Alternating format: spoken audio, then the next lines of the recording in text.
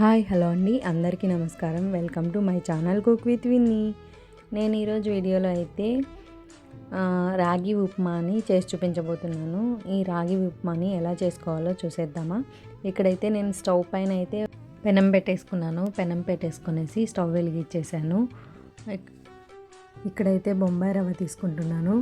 ఆ బొంబాయి రవ్వ అయితే లైట్ గోల్డ్ కలర్ వచ్చేంత వరకు కూడా వేయించుకోవాలి. లో ఫ్లేమ్లోనే వేయించుకోవాలి. ఇక్కడైతే గోల్డ్ కలర్లో వచ్చేసింది, పక్కన తీసి పెట్టేసుకుంటున్నాను.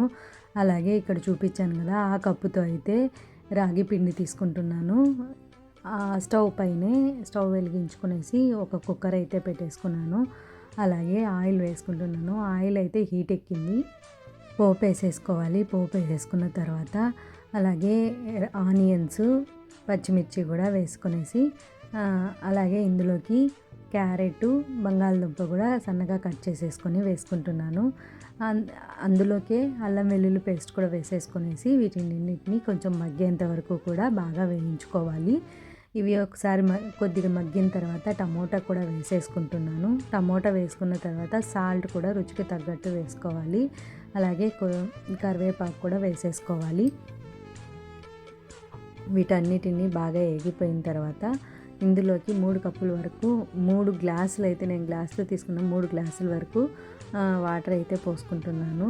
వాటర్ పోసుకున్నాక ఇదిగో ఇక్కడ చూపించాను కదా, ఇలాగా బాయిల్ అయిపోయిన తర్వాత వాటర్ అంతా ఇందులోకి ఉప్మా రవ్వ అయితే వేసేసుకోవాలి. నేను ఇక్కడ చూపిస్తాను.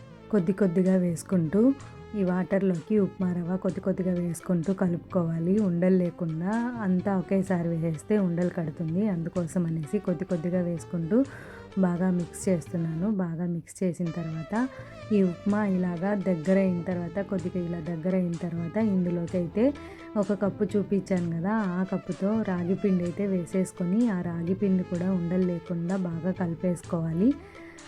బాగా కలిపేసుకున్నాక ఉండలు అనేది ఎక్కడా లేకుండా చూసుకోవాలి. బాగా మెత్తగా ఉంటుంది. ఇది ఎంత టేస్టీగా కూడా ఉంటుంది. మీకు కనుక నచ్చినట్టయితే లైక్ చేసి, షేర్ చేసి, సబ్స్క్రైబ్ చేయడం మాత్రం మర్చిపోకండి ప్లీజ్.